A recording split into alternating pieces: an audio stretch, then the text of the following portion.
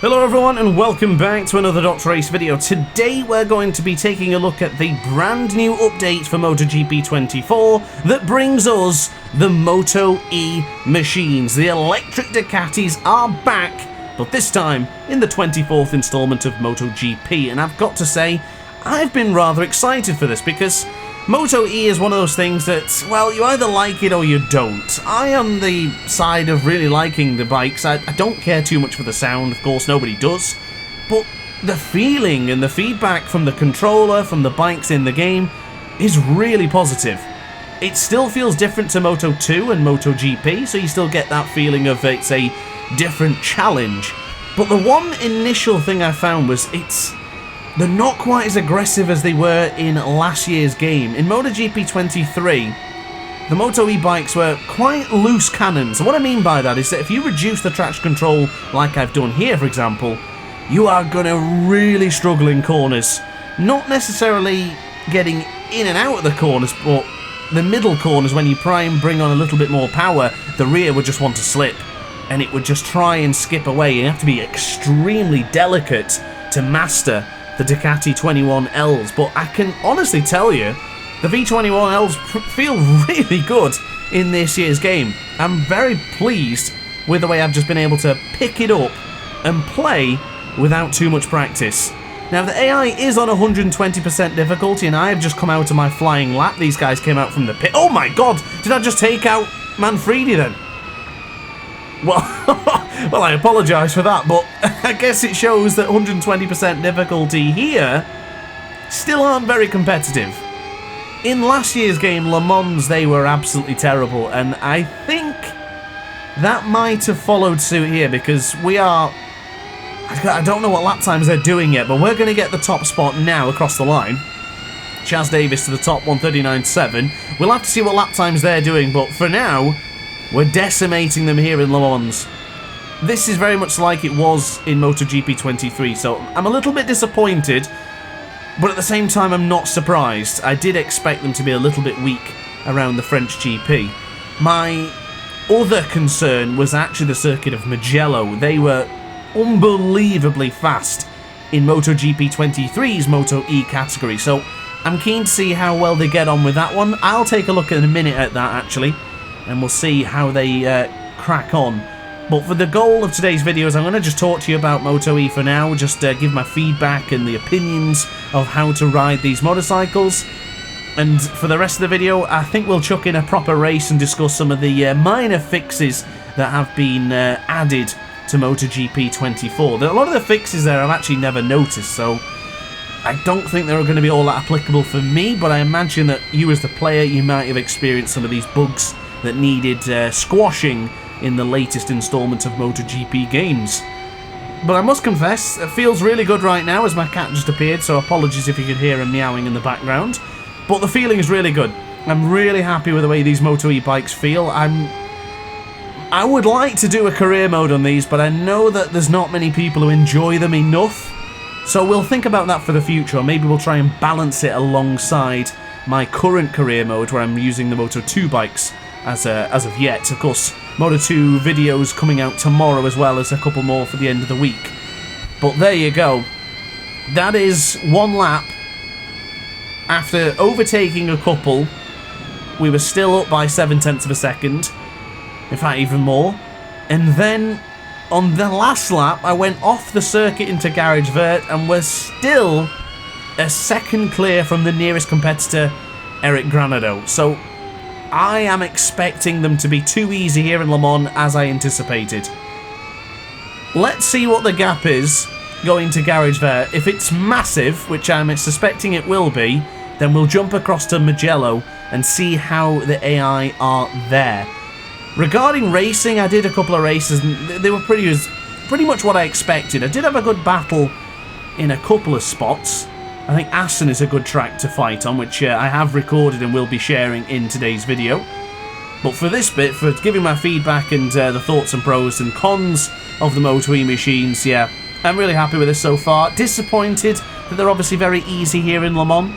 That's going to be a 50-point guarantee victory when I do my career mode here, I guess. Similar as it was in MotoGP 23 when we started the Moto E career mode. I think I only started that and then I ended it. I noticed the views weren't very strong with the Moto E machine. So let's finish this lap and let's move across to Mugello, because we're actually finding a full second here. Chaz Davis is doing something in this game that he is not able to do in real life at the moment. It's 1 second advantage across the line. It's going to be a 1:38.1. Wow. Let's go to Mugello. So first impressions here now that I've started up Mugello. Something that's a very small detail, but I want to give full credit to Milestone 4. They've absolutely nailed the time of day that this session would be on, because it's an early morning session in Mugello. It looks great, really bright and early. Of course, not quite to the temperatures of expecting for middle of the day.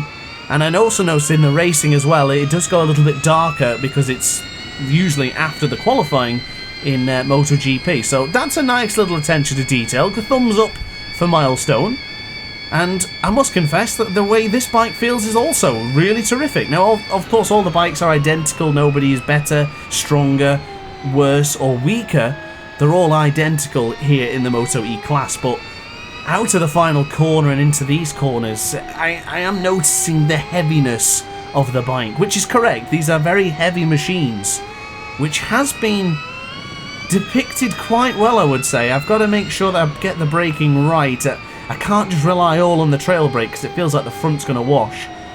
But like with a lot of other parts in MotoGP 24, it's not so punishing on the brakes, trail braking wise. I mean, you can brake really firm mid-corner without too much concern. And it looks to be, but nobody set a lap time yet. So once they set their lap time, I can compare it, because this is a very important part now, because in my career mode, last season at MotoGP 23, dominated Le Mans, come to Mugello, and the AI were just a completely different beast. They were ridiculously aggressive, and they were setting lap times 2 seconds, if not more, quicker than I was. Now, I'd race on every single race and track, with bikes, you name it, on 120% difficulty. So, to have that happen is a bit bizarre. It was like Sachsenring in MotoGP 23. You don't care how good you are. Well, yeah, I think you can only win if you're an esports player, which we did experience together on our on our channel with the Aces a long time ago. Ooh, a little bit loose there going into Bacino. Now, I did invalidate the lap, so I'm going to do one more because I want to make sure it is capable as possible and probable to actually achieve a good result in a Mugello qualifying session or practice session with the Moto E bikes. Waiting for Alessandro Zacconi to get across the line. He set a 1:57.224. I set a 1:55.624. Granted, I did make a mistake. That's not a good lap time, so yeah, forget that. Yeah, there we go. We've got one now. Mantovani has got a 1:55.691, so I would be top. That's a good sign. That is a really good sign. So perhaps the AI has been fixed for Mugello. Oscar Gutierrez now at the top with a 55.5. Yeah, that's appropriate. We should be okay here. As long as I can set a decent lap, I should be able to position myself somewhere around the top 5. And yeah, that's really good. Now, the only reason I say that's not necessarily a skill-dependent issue, that one. It did really feel that no matter how fast you were, they were always significantly quicker than you. And when you go from one extreme of Le Mans, on the hardest difficulty of the game, dominating by a second a lap, to Mugello 2 getting battered and being down by 2 seconds a lap, it's not really consistent. So I was a bit concerned for this particular track, and I'm glad that it is going to be fixed and it's not a problem for when we start our career modes with the Ducati V21L. So what I'm going to do now then is I'm going to finish up this lap. Let's take a look at all the riders and have a little bit of a pan round. And then we'll start a race and we'll discuss some of the updates that have come to MotoGP 24. As I say, there's nothing particularly amazing, but there could be a few points where you go, thank goodness, I'm glad that has been fixed, or that has been sorted. And of course, I think we do need to ask for a couple more bug fixes before we can say MotoGP 24 is the definitive MotoGP experience. And across the line, yeah, that's good enough for me. So here we are then, back in the menus. We're going to take a little look at all the riders. You can pause the video if you want to see a particular rider, but I'm just going to blast past them now. I have already been through and looked into them in detail, and I didn't notice any glaring issues. There was nothing I could say, oh, hang on, that's a different helmet, or that's a different sponsor. They all looked quite accurate, and to be honest, I think they've done a really good job. It looks and feels 100% like they've put in a lot of effort into Moto E this season, and they're fun to ride. All the riders up to date. There's no any glaring issues or bugs like we had in the Moto 2 update, where the custom rider would not have any particular leathers or skins. It was just completely placeholder texture. Nothing like this time. It all looks A-OK for Dr. Ace. Quickly flick through as well. I do really like, I must confess, I like this one. I do like this livery. I think it's really, really solid. It's just a shame we always see it at the back of the grid. And of course, the tracks available for the Moto E season. Now, it is still the same problem where you can only race the Moto E bikes at the Moto E tracks, but it is what it is. Well then, let's do some racing. I've chosen our championship leader, Mattia Cassidy, and let's see how well we get on in a circuit like Assen. So, immediately, goodness me, why is everyone going so slow? They are extremely slow. What the hell's happened there? Oscar Gutierrez has got his head down, but for the rest of them, I think they forgot. And this is an interesting one, because that brings me to one of the update notes that I read in the update patch notes from MotoGP, and I'm a little bit confused now because they've tweaked the bike slip on the start. Now, I'm not entirely sure what that is referring to. If it's referring to the riders slipping the tyres, then possibly that's why we had such an incredible start, because we were able just to full accelerate and just go for it.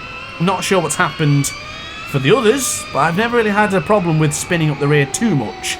But I guess that's nice that it's been tweaked, so now the players can get a little bit more heavy-handed.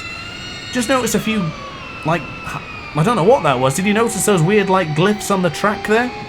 Just weird artifacts. I'll have to take a look at it on the next lap, but something popped up near the corner of De Bolt there, and it's caught me off guard. But we're actually pushing quite hard now to catch up to Oscar Gutierrez, so perhaps that was just a bit of a glitch, maybe? Bit of a bug that they started so slow. I didn't have that issue before. Bit strange. But for now, 7/10 per second behind Oscar Gutierrez. Mattia Cassidy's got to hurry up a bit.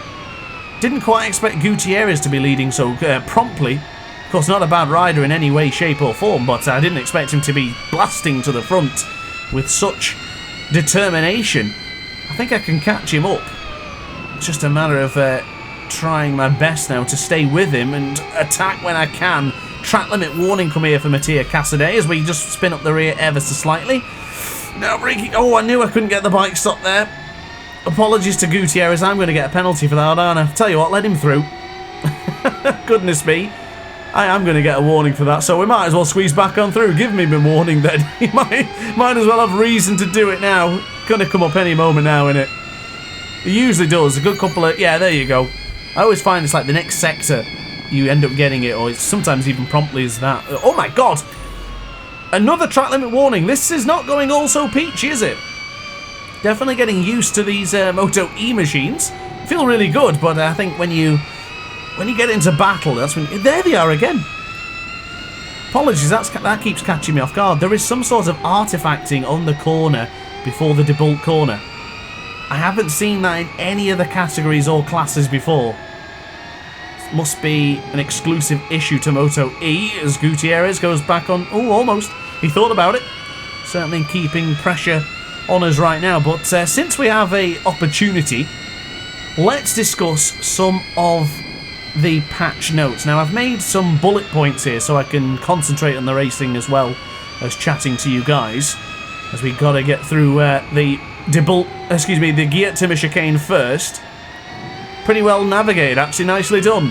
Across the line, this should be the fastest lap of the Grand Prix, and it is a 1:39.572. Now, there's an issue in Race Director where apparently some players would get stuck with stacked penalties.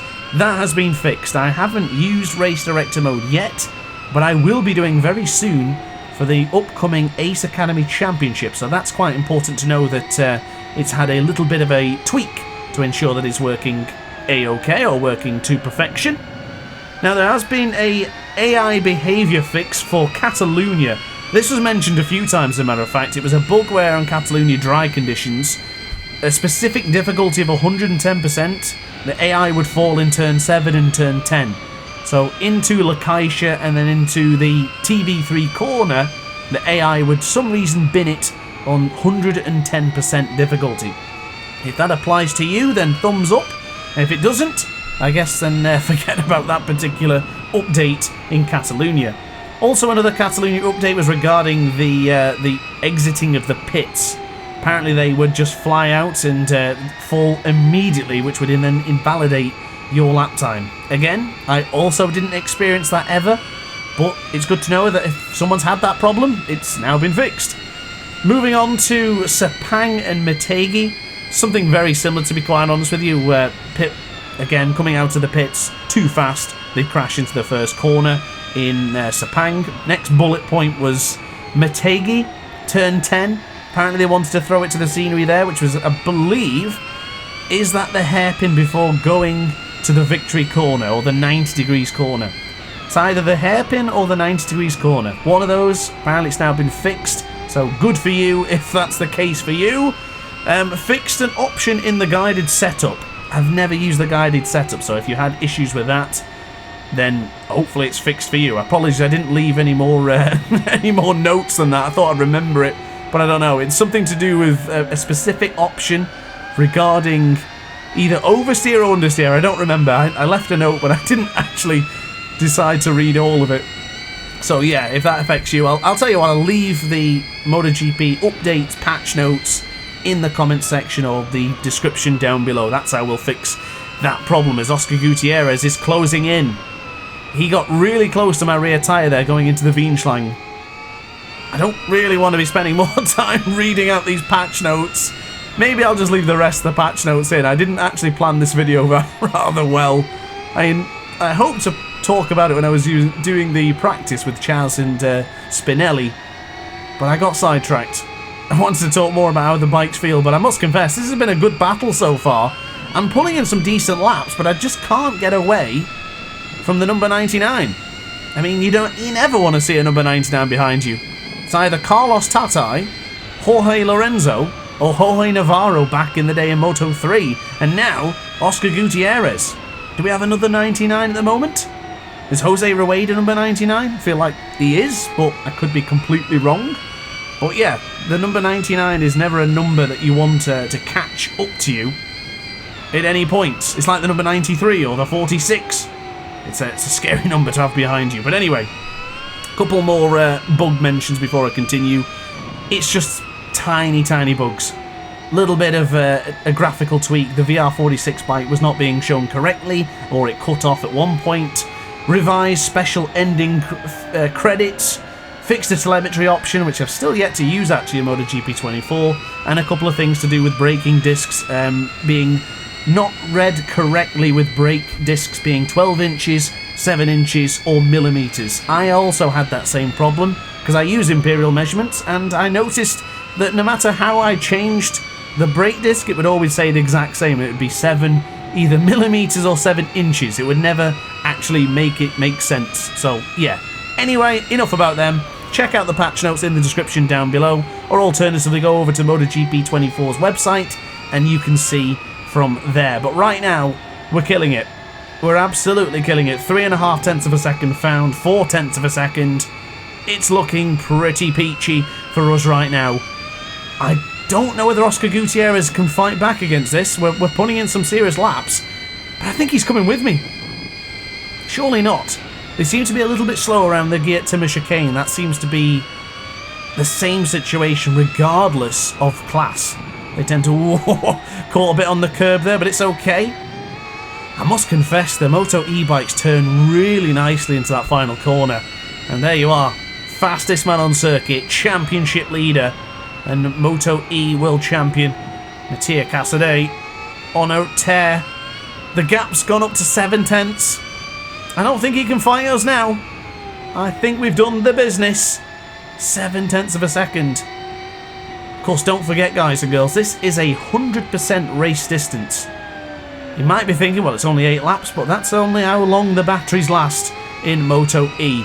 I think they could do probably another lap, but then they would probably die on the cooldown lap, so 8 laps is what you get. 4/10 is the gap, actually, so we're not actually being able to pull away. We can't drop Oscar Gutierrez. But one thing I will say is I'm pleased to see that AI is kept with me. There's not been any glaring weaknesses of crashing or the AI going particularly terrible in a specific corner. They all seem to be in a big line behind us. Now, if you've watched Moto E, that's very much how it goes. There's not enough time for someone to start blasting out into the front. There's always overtaking, there's always action. A little bit more, ooh, rear tyre kicked out. That's the first time that's happened now with TCS on 1. I've never had that issue actually since the other parts of the video I did today. Really on it now. But Gutierrez, even though I'm putting in my second personal best lap time here, Gutierrez is right behind me. If I make the smallest of mistakes, he's going to make me pay. 4/10 of a second is the gap.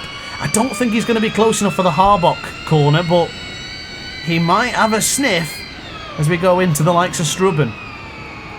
Tight to the apex there for turn 1. Onto the power. 4/5 of a second. The gap is oscillating, but it's not going in anyone's favour. Half a second it is the gap.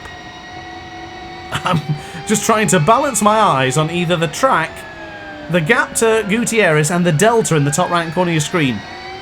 I'm not bothering with the sticky notes anymore. I made mention to the MotoGP patch notes. They weren't all that interesting anyway, so moving on from them. I've got a race on my hands here. These bikes feel really good, I must confess. I feel getting harder on the brakes is the way to go. You can hit them quite hard. If you take a look in the bottom right corner of your screen, I'm going to brake quite gently here on the initial brake. Did reach 100%, just, oh my goodness, typical, absolutely typical. I'm telling you guys about, oh, Garso's gone down.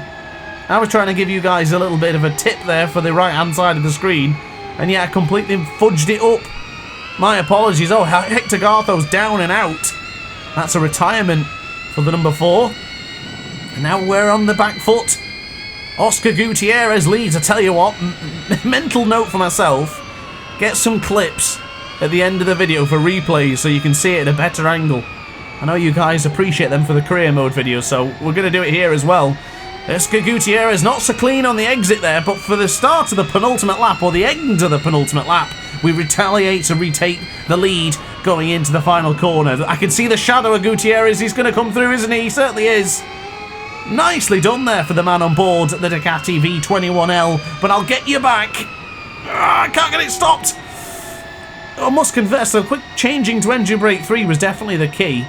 I think I'll have a guide coming soon for these Moto E machines as Gutierrez coming back through. Nicely done. Really lent on me there. Oh, Kevin Zannoni's here as well. He fancies a bit of this one. I hope he doesn't get involved. I'm trying to go head-to-head with Gutierrez. Prove to him, while we are a championship winner.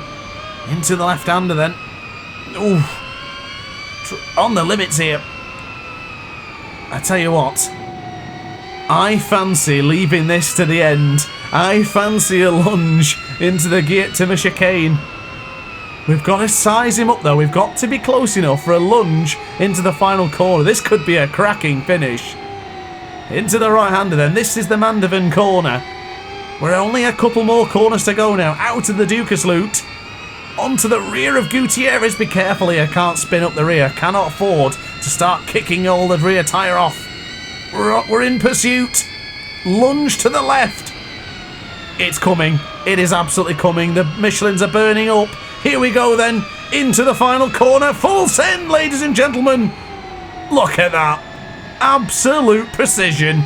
Pinched it on the final corner. Oh, that was marvellous. Moto E, ladies and gentlemen. It's here to stay. I thoroughly enjoyed that. That was brilliant. I'm really happy with that. Really, really enjoyed that. Well, that's it. That's my review of the new Moto E update for MotoGP 24. Guys, I hope you enjoyed the video. If you did, like and subscribe, and I'll see you tomorrow for more MotoGP 24. Ciao for now. Oh hi, didn't quite see you there. Good to see you're still here. If this video didn't quite sate your appetite, then why not watch some more DrAce content by clicking the video shown on screen now. Furthermore, if you would like to follow me on social media, you can do so now with the links down in the description. Consider subscribing so you don't miss a single DrAce video.